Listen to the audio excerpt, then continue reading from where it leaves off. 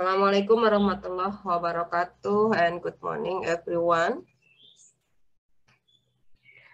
So welcome back to food regulations. Yeah, this is final term sessions. Yeah, so we have 7 weeks to go, and for the first 3 weeks, we have we will divide our agenda into 2 parts. Yeah, for the first part, I will deliver the introductions to the topic. I would like to give introduction for the topic only for 50 minutes, and then you will have discussions, your own discussion in breakout room, yeah, in the breakout room. So Maulida, could you please to help me to make the breakout room?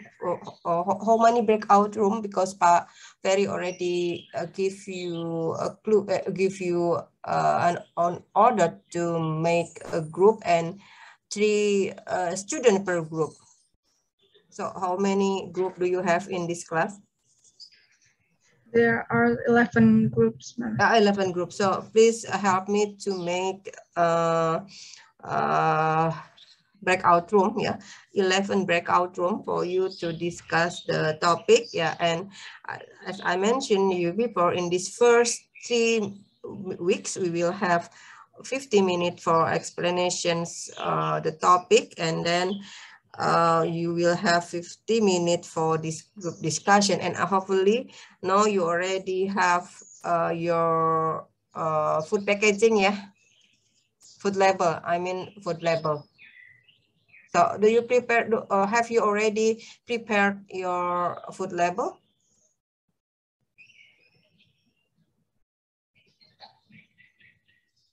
Have you? The food label? Sudah dibawa semua food labelnya? Okay. So we are ready for the discussions, yeah, in the last 50 minutes in our agenda today. And for the next week also, yeah, we will divide our agenda into 2 parts. First part is explanation from me. Yeah, it is like introduction to the topic, and then after that you will have you will have discussions, yeah.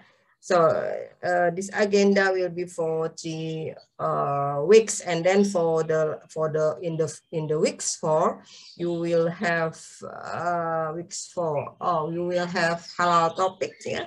You will have halal topic. I think in this agenda we will have different agenda for the halal topic, because for the halal topic we will have asynchronous lecture, and then for the whole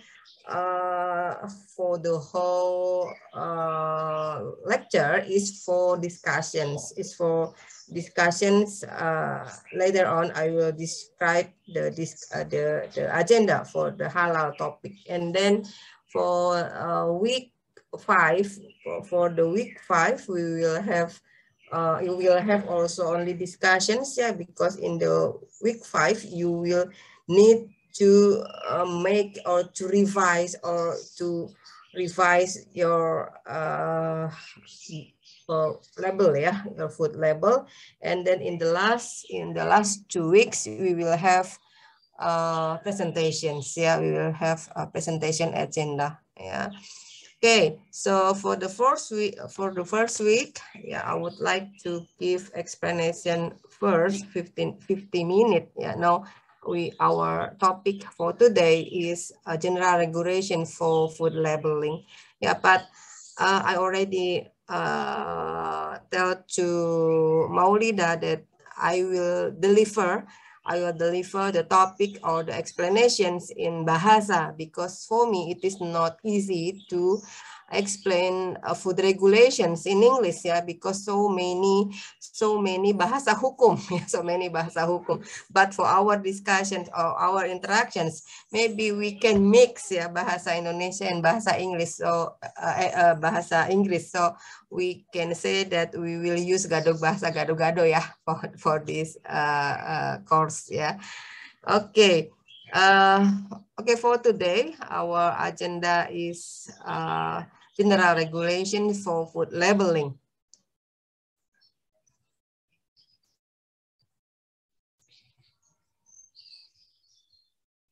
Oke, jadi topik kita di pagi hari ini adalah peraturan pelabelan pangan di pelabelan umum, ya, general regulation di sini. Jadi nanti minggu-minggu berikutnya kita akan membahas informasi nilai gizi minggu depannya lagi adalah klaim, ya. Jadi ini memang kita coba berurutan untuk membahas ya semakin dalam mengenai pelabelan yang ada di Indonesia. Kemudian oke, nah untuk topik ini nanti akan disampaikan peraturan umum pelabelan pangan, kemudian keterangan minimum apa yang harus ada pada label, keterangan lain pada label, dan larangan yang tidak boleh dicantumkan pada label. Oke, nah mengapa label itu kemudian menjadi penting? Karena label ini menjadi sarana komunikasi antara produsen dan konsumen, ya. Tentu kalian sudah paham betul ketika kalian mau membeli produk pangan, maka kalian pasti akan baca dulu labelnya, minimal jenis pangannya apa, mereknya apa, begitu ya. Kemudian sekarang perhatian juga ke halal, ya, halal atau tidak, begitu ya. Kemudian biasanya baru yang lain-lain, komposisi, informasi, nilai gizi, dan lain-lain, ya. Sehingga dari sanalah nanti konsumen akan menentukan apakah jadi membeli atau tidak. Oleh karena itu peranan label ini menjadi penting, ya, karena menjadi sarana promosi juga, ya, bagi si produsen, ya. Kalau labelnya sudah tidak menarik, begitu ya, informasinya tidak jelas, ya, maka konsumen biasanya tidak akan membeli, ya, menghindar untuk membeli. Nah, apakah label ini perlu diatur? Ya tentu harus diatur. Kenapa? Karena label ini kalau tidak diatur ya nanti bisa macam-macam tuh isinya, ya, sehingga bisa menimbulkan perdagangan yang tidak adil, tidak jujur, tidak bertanggung jawab, ya. Sehingga dengan adanya aturan itu maka produsen dituntut, ya, untuk memberikan informasi yang benar, begitu ya. Kemudian ada perdagangan yang adil, jujur, ya, dan bertanggung jawab. Kemudian label ini melindungi konsumen karena tadi memberikan informasinya harus benar, begitu ya, sehingga bisa melindungi konsumen. Melindungi dari apa? Dari kecurangan ekonomi misalnya. Kecurangan ekonomi misalnya apa ya, timbangannya yang kurang, netonya misalkan di label tidak ada neto, ya, tidak ada neto, maka atau netonya itu tidak sesuai, begitu, maka konsumen dirugikan dari ekonomi. Kemudian kalau misalnya tidak ada logo halal, kita tidak tahu, tidak jelas, begitu ya. Terus kemudian komposisi bahan atau komposisi formulanya atau ingredientnya tidak dicantumkan, konsumen tidak tahu apa yang ada di dalam kemasan tersebut, begitu ya, di dalam produk pangan tersebut. Nah, itu sehingga bisa dirugikan, ya. Dengan adanya label yang jelas tadi, komposisinya apa, kemudian apa yang namanya apa status kehalalan dan lain-lain, itu maka sangat melindungi konsumen, ya. Dan Indonesia sudah punya banyak peraturan tentunya terkait dengan pelabelan pangan. Jadi ada Undang-Undang Nomor 8 tahun 1999 tentang perlindungan konsumen, kemudian Undang-Undang Nomor 18 tahun 2012 tentang pangan, PP Nomor 69 tahun 99 tentang label dan iklan pangan. Ini PP-nya sudah sangat lama nih. Jadi BPOM sangat berharap PP ini segera segera direvisi, begitu ya. Kemudian berikutnya adalah Perkab BPOM Nomor 31 tahun 2018 tentang label pangan olahan. Jadi kalian bisa lihat, ya, bahwa peraturan di negara kita ini sudah ada urutannya, begitu ya, sudah ada urutannya.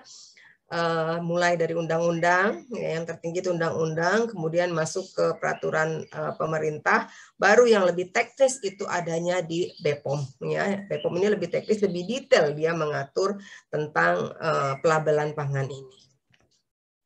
Baik, berikutnya, nah ini undang-undang mengenai hak konsumen, ya.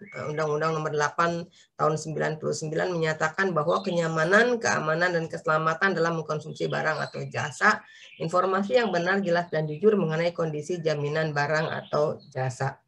Nah, kemudian pelabelan pangan ini memang tadi harus jujur begitu ya. Penyataan pada label dan iklan pangan harus benar, jujur, dan tidak menyesatkan. Produk pangan hendaknya tidak dinyatakan atau dideskripsikan atau direpresentasikan secara salah, menyesatkan atau misleading atau deceptive atau menjurus pada munculnya impresi yang salah terhadap karakter produk pangan tersebut. Misalnya apa? Misalnya produk di situ dikasih gambar jeruk gitu ya, padahal di dalamnya hanya menambahkan perisa jeruk saja ya, sintetis ya, jadi tidak ada yang tambahkan ekstrak jeruk. Nah, itu namanya menyesatkan ya, atau memunculkan impresi yang salah ya, karena harapan dari konsumen, oh iya ada gambar jeruknya berarti di dalam situ ada ekstrak jeruk, padahal tidak ya, padahal hanya perisa sintetis saja. Nah, itu tidak boleh. Makanya nanti kita lihat ya contoh-contoh mana yang boleh, mana yang tidak ya pada label pangan. Oke, produk pangan hendaknya tidak dideskripsikan atau dipresentasikan baik melalui kata-kata, gambar, atau cara lain yang bisa secara sugestif langsung atau tidak langsung menyebabkan kebingungan konsumen atas produk yang lain. Kemudian atau membuat konsumen mempunyai impresi dan asosiasi terhadap produk lain. Nah, ini tidak bisa produk kemasan pangan itu ya pada labelnya dicantumkan kalimat-kalimat yang menyebabkan sugesti. Nah, sugesti itu biasanya hubungannya tuh dengan kesehatan tuh yang paling banyak ya. Misalnya produk ini bisa menyembuhkan darah tinggi begitu ya, bisa mengobati gagal ginjal dan lain sebagainya. Itu nggak boleh ya, itu tidak boleh. Nah, bisa menyebabkan sugesti ya. Nah, ini tentunya ada ya aturan-aturan bahwa pangan itu tidak boleh mencantumkan, label pangan itu tidak boleh mencantumkan klaim-klaim kesehatan yang setara dengan obat begitu ya, karena pangan itu bukan obat ya. Jadi seperti mengobati penyakit dan lain-lain itu tidak boleh dicantumkan pada label pangan ya. Oke. Nah, berikutnya adalah tujuan dan aturan label dan iklan pangan sesuai dengan PP nomor 69 tahun 1999, bahwa dengan adanya label pangan diharapkan bahwa perdagangan yang jujur dan adanya perdagangan yang jujur dan bertanggung jawab ya, kemudian informasi yang benar dan tidak menyesatkan, melindungi konsumen, mencegah pelanggaran pelabelan, memudahkan pemahaman dan acuan penilaian. Nah, yang paling terakhir ini hubungannya dengan registrasi pangan ya. Yang ini adalah hubungannya dengan registrasi pangan pada saat pangan itu didaftarkan di Badan POM ataupun di Dinas Kesehatan. Yang ingat ya, jangan lupa ya, registrasi kita untuk pangan hanya ada 2 tempat untuk registrasi pangan. Yang satu di Badan POM untuk mendapatkan MD apabila pangannya itu diproduksi di dalam negeri, kemudian ingin mendapatkan nomor registrasi MD.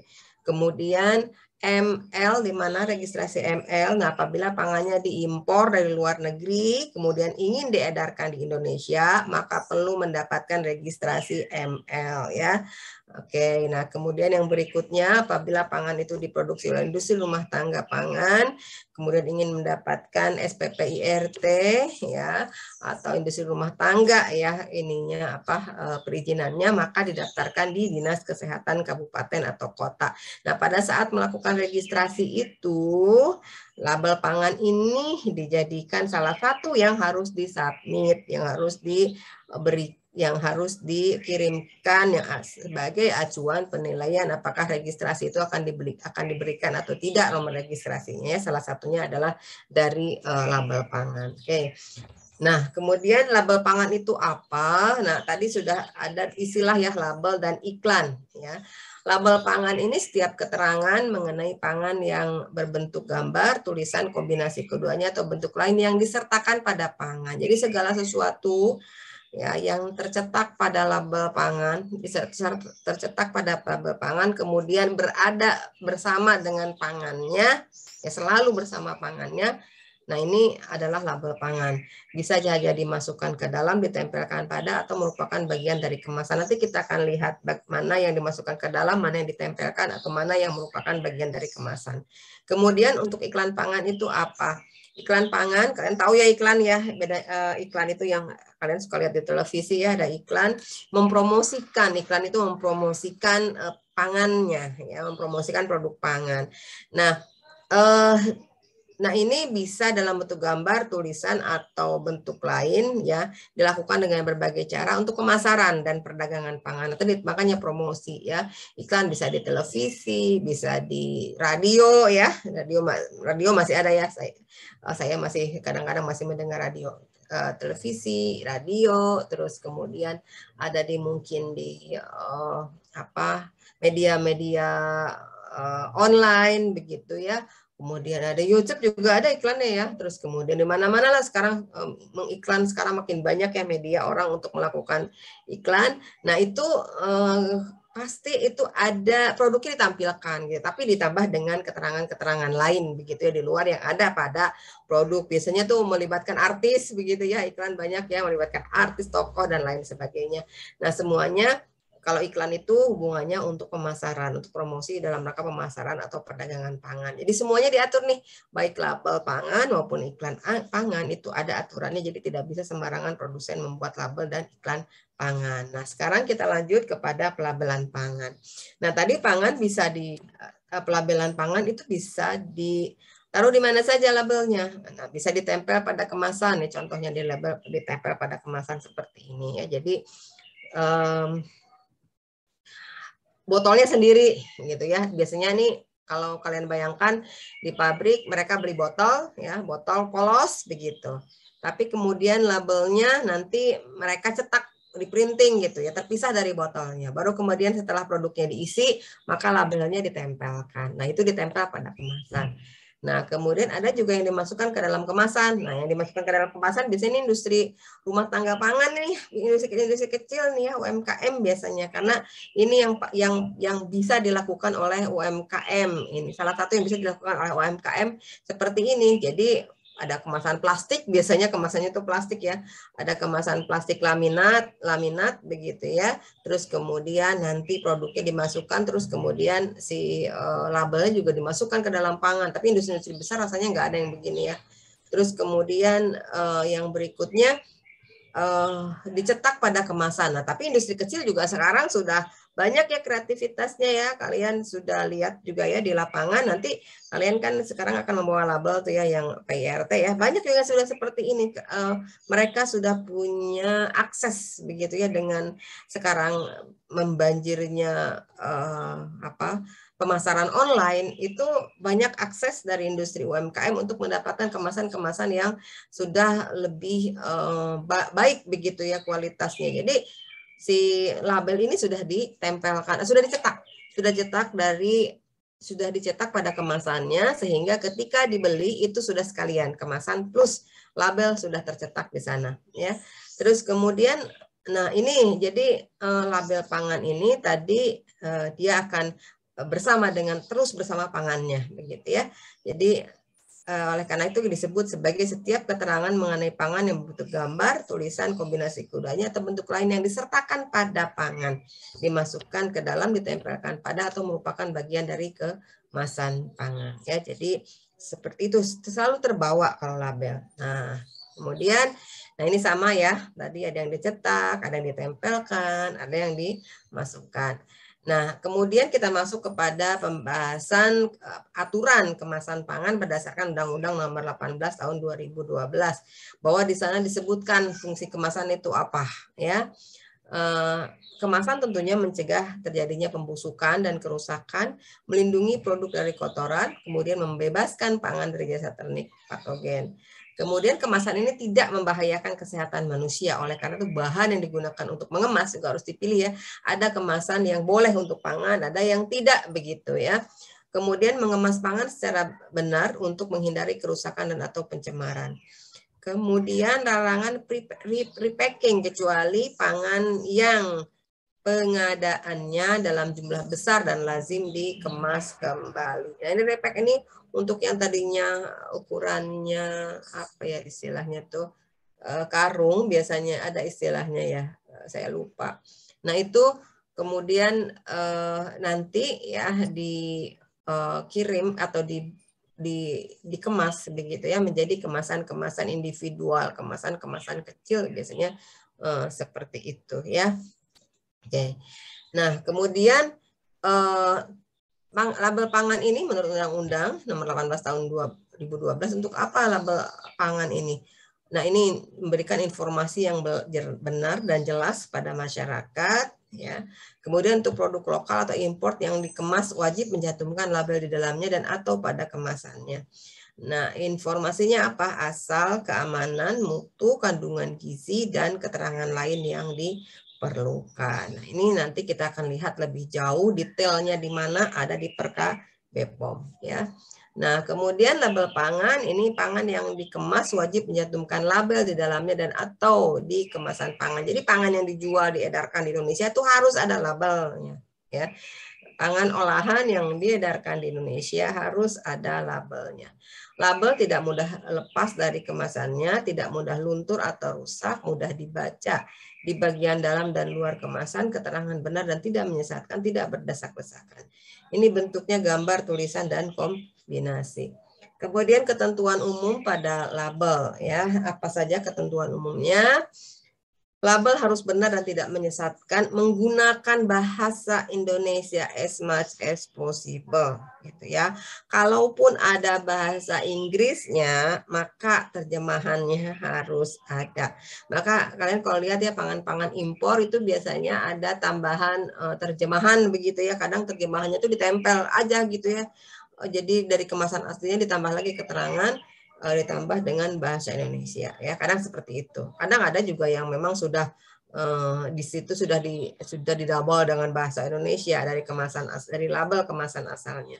Dan bisa lihat contoh-contohnya yang sudah lolos BPOM seperti apa ya untuk pangan-pangan impor. Banyak ya sekarang ya pangan-pangan kekinian ya, produk-produk dari Korea banyak ya sekarang ya yang membanjir di pasar kita ya, produk pangan olahan dari Korea semacam produk-produk pasta mereka ya.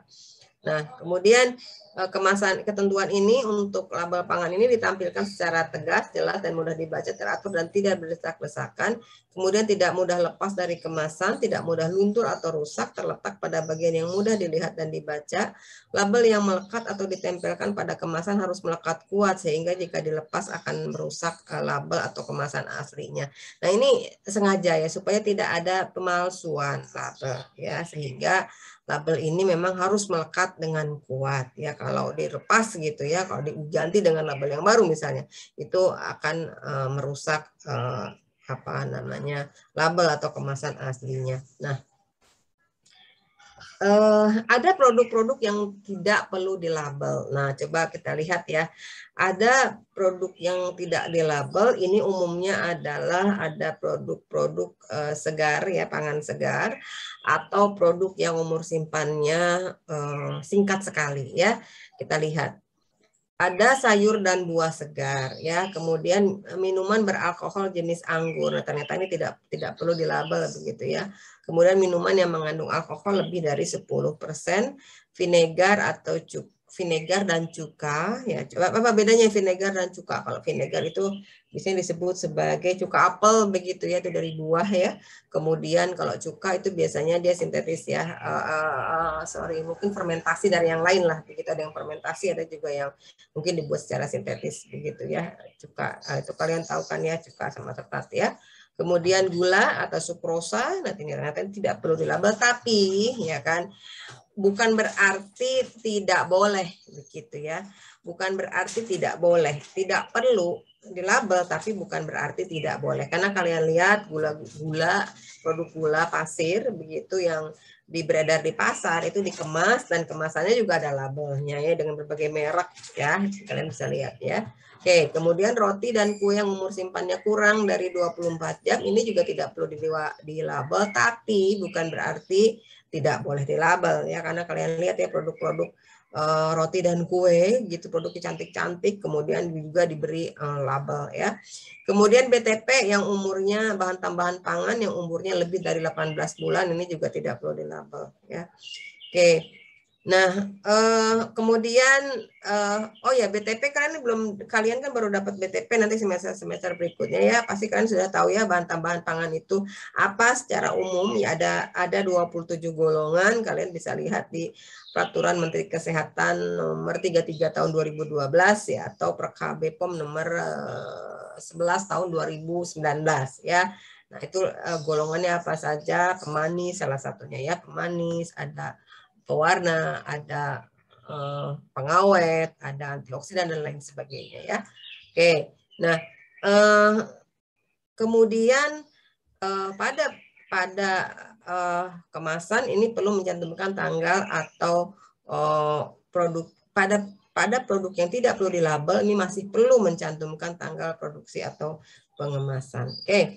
Nah, kita masuk berikutnya adalah ke subtopik yang kedua, keterangan minimum pada label ya. Keterangan minimum artinya keterangan yang harus ada pada label ya. Keterangan yang lain tidak harus ada atau tidak wajib ada, tapi keterangan minimum ini harus dipenuhi, harus ada. Nah, apa saja? Ada 1 2 3 4 5 6 7 8 9 ya. Ada 9 keterangan wajib atau minimal yang harus ada pada label. Yang pertama adalah nama produk, nama jenis, dan nama dagang. Ya, nama jenis itu adalah jenis produknya, misalnya keripik pisang, gitu ya, atau selai nanas, nah itu, atau misalnya ikan kaleng, nah itu nama jenis, ya, nama jenis produk. Nah, nama jenis produk itu nanti kita bahas lebih lanjut ya, syarat-syaratnya apa. Kemudian nama dagang tuh merek. Ya, berikutnya adalah daftar bahan yang digunakan. Daftar bahan yang digunakan di sini adalah ingredient yang dicampurkan pada saat membuat formulasi produk. Ya, oke. Kemudian berat bersih atau isi bersih ini neto. Ya, nama dan alamat pihak yang memproduksi atau mengimpor, halal bagi yang dipersyaratkan, tanggal dan kode produksi, keterangan kedaluarsa, nomor izin edar, dan asal-usul bahan pangan tertentu. Nah, ini tentunya sesuai dengan PKB POM nomor 31 tahun 2018 tentang label pangan olahan. Nah, ini kita lanjutkan dengan keterangan nama produk. Nah, nama produk ada 2 tadi ya, nama jenis pangan olahan dan nama dagang. Untuk nama jenis, ini harus sesuai dengan identitas pangan olahan, ya, dan sesuai dengan karakteristiknya. Jika sudah ada SNI-nya, maka gunakan nama SNI. Kayak tadi ikan kaleng, itu SNI-nya ada ya. Ikan kaleng, kopi bubuk, nah itu ada SNI-nya. Nah, kemudian untuk yang apa ya namanya, yang lain, itu jika belum ada SNI-nya, gunakan mana? Gunakan kategori pangan. Kalian sudah punya peraturan kategori pangan, sudah pernah membuka belum? Dari mana? Dari LMS, sudah pernah membuka belum? Kategori pangan. Halo? Sudah pernah mempelajari kategori pangan? Ini karena kategori pangan ini akan kita pakai mulai dari tugas-tugas kita di minggu sekarang sehingga minggu-minggu berikutnya. Halo? Sudah pernah lihat, Ibu. Sudah pernah lihat, tapi belum pernah pakai ya untuk materi-materi yang lalu? Saya ya belum pernah pakai. Oke, belum pernah pakai. Oke, nanti jika demikian, nanti kita sama-sama buka ya. Nanti kalian bisa download di LMS. Saat sekarang juga nih, sekarang nampaknya kalian harus pakai untuk tugas yang berikutnya. Untuk tugas yang saat ini, yang 50 menit nanti kalau misalkan tidak ada di LMS, sulit menemukan, nanti saya akan berikan link untuk kalian supaya bisa mendapatkan kategori pangan tadi ya, itu PKB POM juga ya. Kemudian nama berikutnya adalah nama dagang. Nah, nama dagang itu nama merek ya, karena itu harus unik ya, harus unik karena adalah milik kita sendiri begitu ya, sehingga harus beda dengan produk yang lain. Kemudian nama dagang ini harus ya tadi karena unik begitu ya, jangan menggunakan nama dagang milik umum dan bukan nama umum atau generik. Misalnya kita menggunakan nama dagang itu katakanlah Bogor gitu ya, Bogor misalkan, Talas Bogor gitu. Jadi jangan, karena apa? Karena Talas Bogor itu milik umum begitu ya, siapa saja boleh pakai Talas Bogor. Ya kalau mau dipleset-plesetkan sih boleh, Bogor kok, Bogorku, Bogor apa gitu. Nah itu boleh kalau dipleset-plesetkan. Tapi kalau memang benar-benar nama kota atau nama-nama milik umum lainnya, nama jalan atau apa itu ya, itu tidak boleh, karena harus unik ya, harus unik. Nah, tidak menggunakan kata-kata yang mempengaruhi penafsiran. Misalnya apa ya? Misalnya yang merek sehat. Nah, merek sehat ya, sehat bugar gitu. Nah, itu juga bisa mempengaruhi penafsiran begitu ya. Itu tidak boleh ya. Kemudian bukan nama dagang orang lain. Ini ramai nih kalau kita pakai nama dagang dagang orang lain meskipun kita tidak tahu. Misalnya kita pakai nama dagang yang sudah beredar di pasar gitu ya, kita pakai untuk pangan kita yang baru launching, yang baru meluncur, dan ketahuan sama orang yang pemilik nama dagang itu, kita bisa dituntut ya. Ramai kan ya, kalian pernah tahu lah ya yang kemarin apa ayam geprek atau apa ya. Nah itu ramai tuh, karena apa? Karena itu adalah memang properti, namanya ada tuh ya, patennya itu ada ya, hak milik ya, hak miliknya ada untuk nama dagang ya, bisa dipatenkan itu. Karena tadi memang harus unik ya. Nah kemudian harus jelas ya, sehingga hurufnya itu tidak boleh kecil-kecil sekali supaya terlihat ya, karena menjadi identitas banget tuh ya merek tuh ya. Nah berikutnya yang harus dicantumkan pada label itu adalah daftar bahan yang digunakan. Apa saja bahan yang digunakan? Nah ini daftar bahan ini meliputi bahan baku, bahan tambahan pangan, dan penolong ya. Nah apa bedanya bahan baku, bahan tambahan pangan? Nah bahan baku itu ya bahan-bahan utama begitu ya. Kalian bisa bedakannya, yang paling mudah adalah membedakan bahan baku dengan bahan tambahan pangan. Bahan tambahan pangan itu ada 27 golongan. Yang diatur di negara kita ada 27 golongan.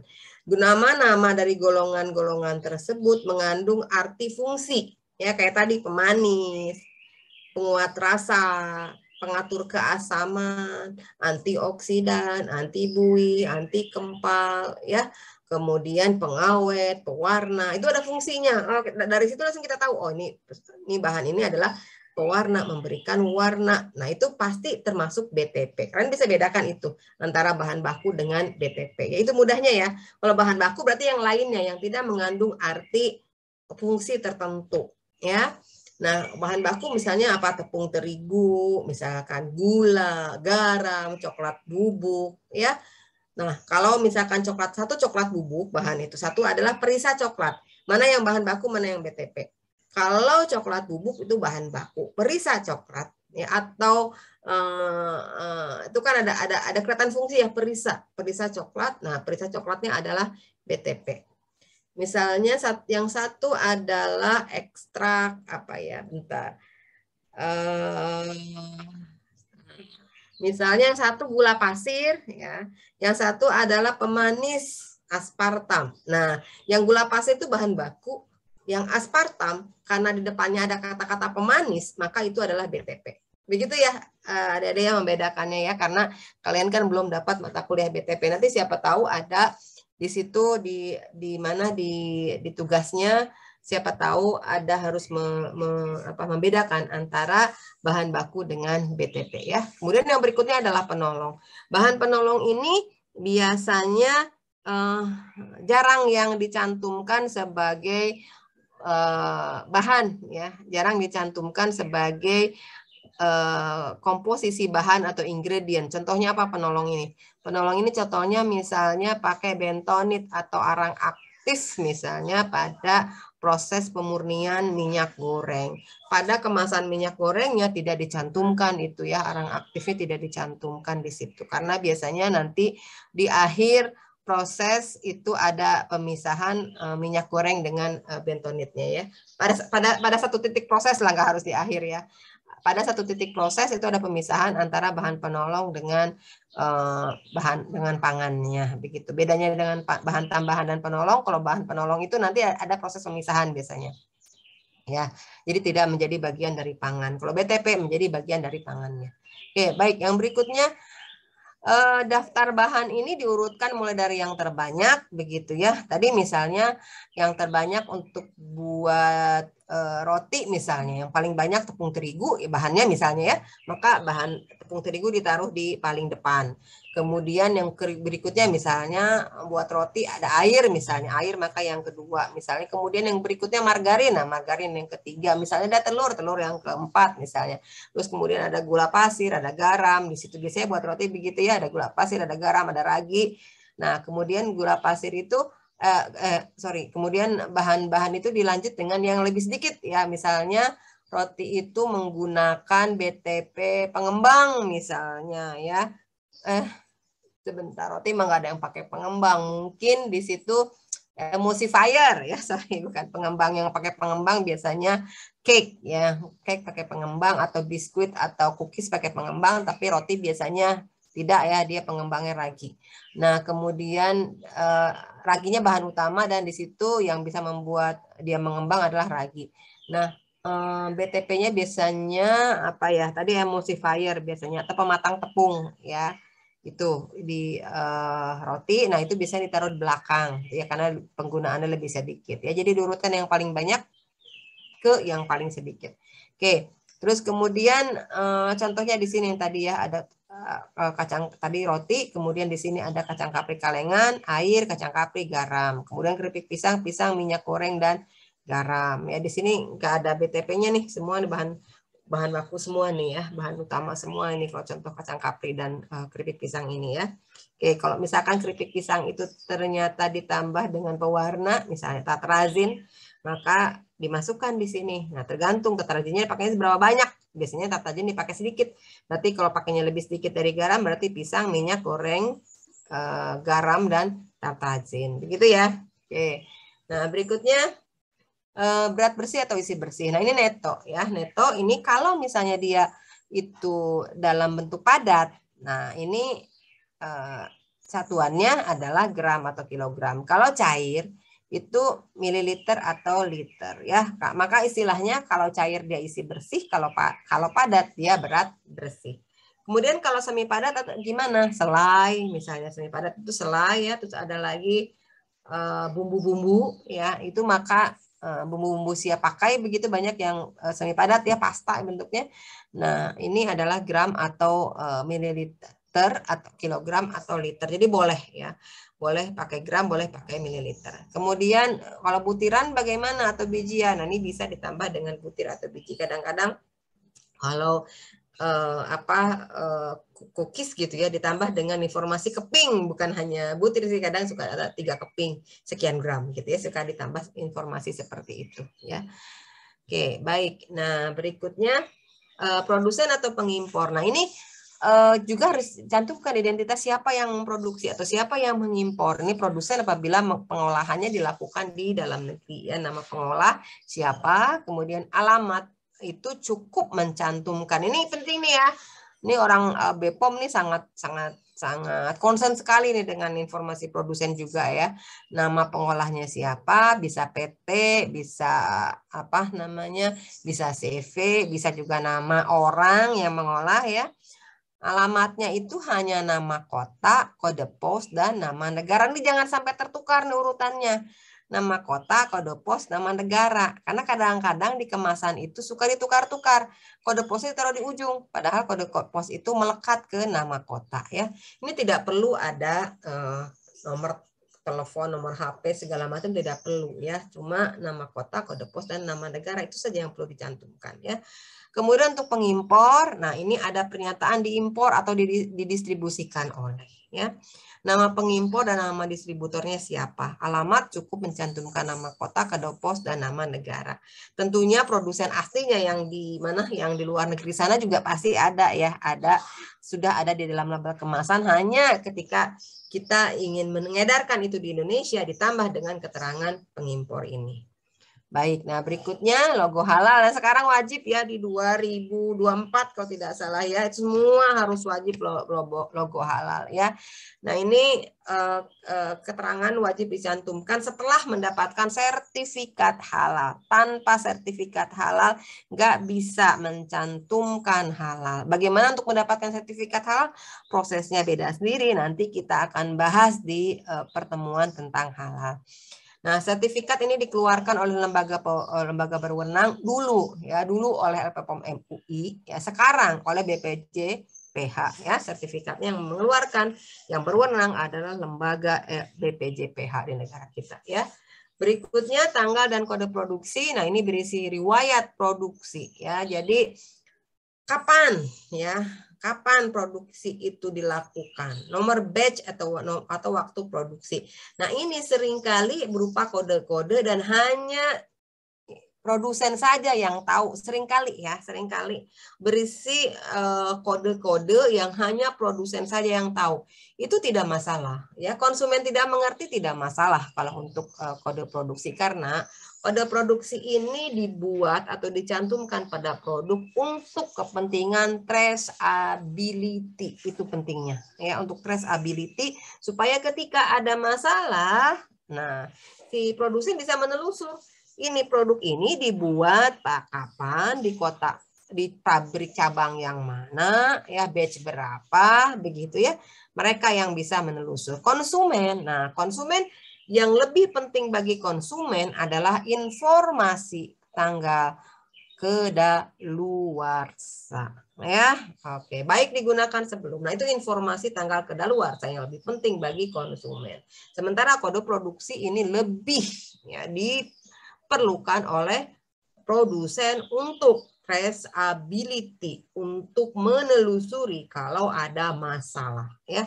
Misalkan ada produk recall atau ada apalah, atau ada pengaduan konsumen, yang paling gampang ya. Masalahnya recall tuh udah masalah gede banget, pusing tuh perusahaan kalau ada recall ya, kalau ada penarikan produk ya.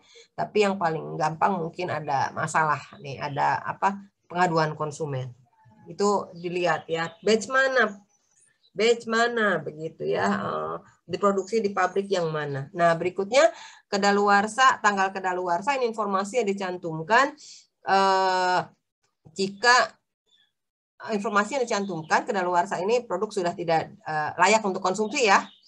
Oke, tapi biasanya tanggal kedaluarsa ini tidak plek, misalnya hari ini tanggal kedaluarsa, hari ini enggak layak. Biasanya produsen tuh punya kebijakan lebih cepat gitu ya, dipendekin umurnya supaya menjamin bahwa produk itu masih layak dikonsumsi, bahkan pada saat dinyatakan tidak layak. Ini biasanya gitu, agak dimajuin biasanya begitu ya. Nah untuk menjamin mutu dan kepuasan konsumen biasanya ini. Nah, terus kemudian informasi yang dicantumkan itu apa? Nah, umur produk kurang dari 3 bulan, ini pendek nih, berarti tanggalnya, bulannya, tahunnya harus ada dicantumkan ya. Jika umur produknya lebih dari 3 bulan, misalnya setahun, 2 tahun begitu ya, maka perlu mencantumkan bulan, tahun atau tanggal bulan tahun. Jadi boleh mencantumkan bulan tahun saja, boleh mencantumkan tanggal bulan tahun. Nah, kemudian diberikan tambahan pernyataan baik digunakan sebelum. Nah, ini ya contohnya ya, baik digunakan sebelum ya, ini Januari 12, ada 2 nih ya. Ini Januari ini produksi ini. Sorry, ini ada produksi Januari 2012 tahun 2012 nampaknya ini ya. Kemudian Januari 2013 ini nampaknya begini ya. Ini adalah expire date-nya Januari 2013. Ini nampaknya begitu ya. Oke. Nah, contoh, nah ini yang lebih mudah ya bacanya ya. Baik digunakan sebelum 20 Januari 2021 misalnya ya. Oke. Nah, berikutnya nomor izin edar ya. Nomor izin edar tadi saya sudah singgung di depan ya, ada 3 jenis izin edar. Apabila diproduksi di dalam negeri dan didaftarkan di BPOM, maka izin edarnya BPOM RIMD. Apabila produk diproduksi dalam negeri dan didaftarkan di Dinas Kesehatan ya, maka izin edarnya adalah Dinkes PIRT, biasanya industri atau SPPIRT ya. Ada beberapa istilah tuh ya, nanti kalian bisa lihat di kemasan-kemasan contoh-contoh yang kalian dapatkan ya. Kemudian kalau produknya itu adalah impor, kemudian diimpor ke Indonesia dan diedarkan di Indonesia, maka izin edarnya adalah BPOM RIML. ML itu makanan luar negeri ya. Jadi begitu ya. Nah, ini contoh yang ada MD-nya seperti ini ya, BPOM RIMD, karena memang mendapatkan izin edarnya dari BPOM. Nah, berikut adalah keterangan asal-usul pangan tertentu. Nah, ini berhubungan dengan penggunaan babi atau ada pangan iradiasi atau pangan rekayasa genetik ya. Jadi pangan yang mengandung atau bersinggungan dengan babi ini perlu mencantumkan logo seperti ini ya. Jadi yang kalau memang bersumber babi ya tulis ada babinya. Kalau mengandung babi ya tulis seperti ini. Kalau misalkan pada pembuatannya ini menggunakan fasilitas yang sama misalnya dengan produksi pangan yang mengandung babi, maka ini perlu menambahkan seperti ini ya. Oke. Nah, kemudian untuk pangan iradiasi ini mencantumkan tulisan iradiasi, kemudian untuk pangan rekayasa genetik mencantumkan produk rekayasa genetik. Nah, ini saya coba akan percepat ya karena waktu kalian harusnya sudah diskusi ya. Untuk keterangan lain pada label, nah ini ada kandungan non-gizi, kandungan gizi dan non-gizi. Ini keterangan lain dulu ini boleh ada, boleh tidak ya, keterangan kandungan gizi dan non-gizi. Sekarang ada peraturan yang baru sebetulnya, kandungan gizi ini harus ada pada label. Nah, ini nanti dipertegas lagi dengan kuliah minggu depan ya, kandungan gizi ini harus ada pada label sekarang ya. Baik itu industri besar maupun industri UMKM harus ada. Kemudian ada pesan kesehatan, peruntukan, cara penggunaan, cara penyimpanan, alergen, dan peringatan yang lain-lain ya. Nah, ini tentunya semuanya mengacu kepada Perka BPOM. Nah, ini kandungan gizi dan non-gizi saya akan menjelaskan lebih lanjut di kuliah minggu depan. Kemudian keterangan pesan kesehatan, nah ini wajib mencantumkan informasi pesan kesehatan jika mengandung gula, garam, dan lemak dalam jumlah yang dapat menimbulkan resiko penyakit tidak menular. Kemudian pengaturan dilakukan secara bertahap. Nanti ini nanti ada aturannya lebih lanjut ya, karena saat ini belum semua begitu. Kemudian keterangan tentang peruntukan. Nah, ini untuk biasanya untuk pangan olahan tertentu ya, apakah untuk bayi, ibu hamil, ibu menyusui, orang dengan penyakit tertentu. Nah, ini makanya ada bubur sereal misalkan 6 bulan ke atas ya, kemudian bubur minuman khusus ibu hamil, pemanis rendah kalori dan lain sebagainya. Jadi ada untuk pangan olahan tertentu kategori 13 kalau tidak salah ya. Kemudian yang berikutnya adalah cara penggunaan. Ini cara penggunaan bagaimana produk itu disajikan ya. Bagaimana produk itu digunakan atau disajikan. Misalnya harus dilarutkan dengan air, misalkan minuman serbuk ya, minuman serbuk itu kan harus dilarutkan dengan air dulu baru diminum ya. Kemudian produk yang harus direbus dulu, misalnya produk-produk olahan ikan begitu ya. Nah, untuk bikin sabu-sabu itu ya biasanya ini perlu direbus dulu. Terus kemudian ada yang perlu digoreng dulu dan sebagainya ya. Kemudian tulisan saran penyajian ini didekatkan dengan gambar bahan pangan lainnya yang terlibat dalam penyajian. Ini boleh ya, misalnya mie instan tuh banyak tuh ya di kemasannya itu diberi gambar mie instan yang sudah jadi, kemudian ada telurnya begitu ya, padahal di dalam produk tidak ada telurnya. Nah, itu masih boleh ya, karena termasuk ke dalam saran penyajian. Nah, kemudian cara penyimpanan. Nah, ini dicantumkan jika umur simpan dipengaruhi cara penyimpanan. Pangan yang dikonsumsi lebih dari 1 kali disertai keterangan cara penyimpanan setelah kemasan dibuka. Misalnya biskuit yang banyak begitu ya, dikemasnya banyak, atau snack gitu kan. Ada kemasan-kemasan besar, snack itu bulky ya, kemasan-kemasan besar.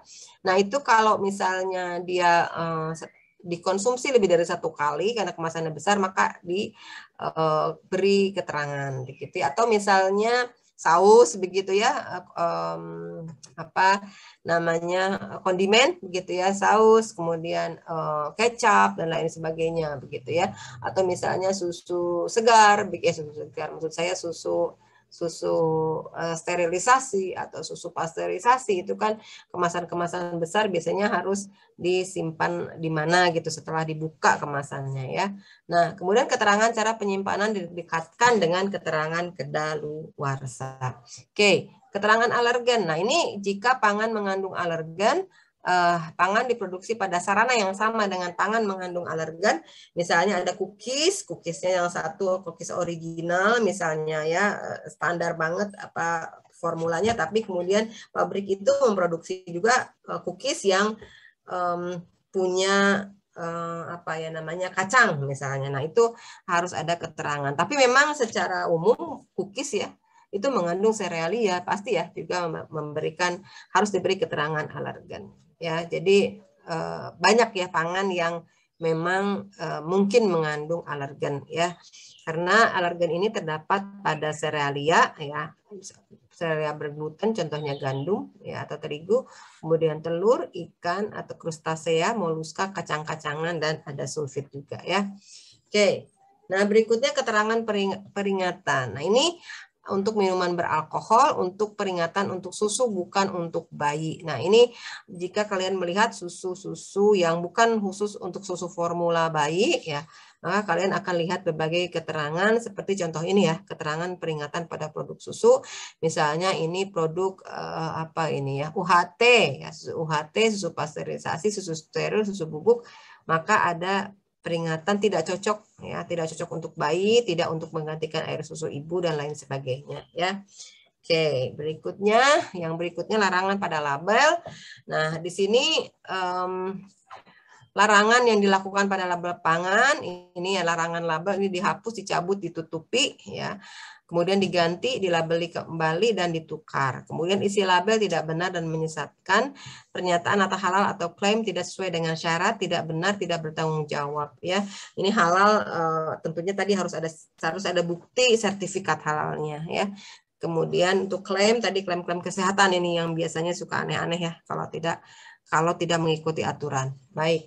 Nah, pada label ini dilarang mencantumkan keterangan, logo, tulisan, gambar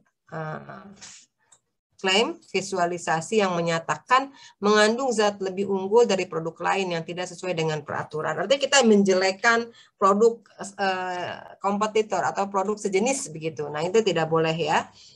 Oke, kemudian keterangan menyehatkan. Nah, tadi karena pangan bukan obat ya, fungsi sebagai obat tidak boleh juga. Meningkatkan kecerdasan, nah ini tidak boleh. Yang misalkan mengandung EPA, DHA begitu untuk meningkatkan kecerdasan anak-anak, itu tidak boleh ya pada klaim pada label. Kemudian komponen yang tidak ada dalam komposisi ya, tadi contohnya tidak ada jeruknya tetapi ada gambar jeruk begitu ya.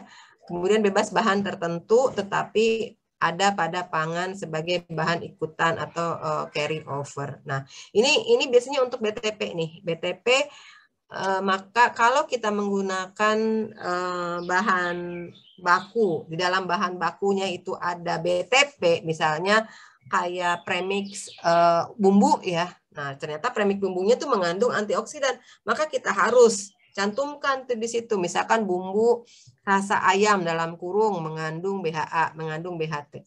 Atau misalnya premix bumbu tadi mengandung perisa misalnya, atau mengandung penguat rasa, maka kita harus cantumkan bumbu rasa ayam dalam kurung mengandung penguat rasa misalnya MSG ya, atau penguat rasa guanilat gitu dan lain sebagainya ya. Nah, itu kita sebut sebagai carry over, maka harus dicantumkan. Kemudian bahan sintetik diberi gambar bahan alam tadi, contohnya si jeruk itu ya, tidak ada jeruknya, hanya ada perisa tapi dicantumkan gambar jeruknya, maka itu tidak boleh. Kemudian logo institusi, pembina, pemberi rekomendasi atau penyedia analisis. Nah, misalnya produk itu dianalisis di departemen kita di ITP ya, di IPB. Nah, tidak boleh dicantumkan ada logo IPB di label pangan ya. Itu sering Untuk pangan IRTP sering, kenapa? Makanya saya menyarankan kalian mencari pangan-pangan yang dihasilkan oleh industri UMKM atau IRTP, karena kadang masih banyak yang mencantumkan hal-hal begini, tetapi masih lolos begitu ya di Dinas Kesehatan.